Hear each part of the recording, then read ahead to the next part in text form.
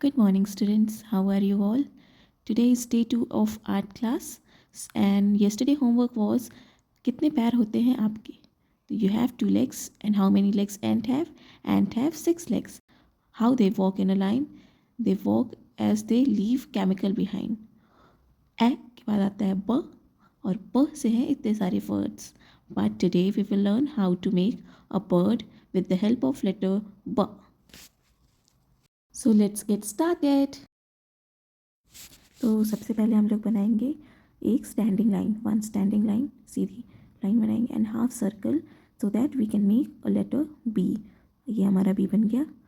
Standing line and then half circle will make a letter B, और capital B जैसे बनता है ऊपर वाली लाइन से भी हम लोग बनाएंगे half circle to make a capital letter B.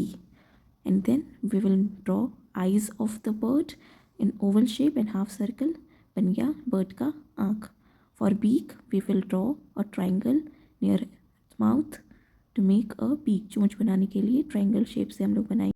Now to make folded wings draw W और two slanting line bird के wings बनाने के लिए, और उसमें curve बनाते हुए ये wings बन गया.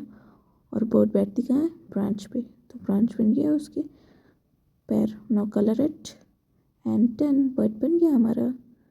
Thank you for watching.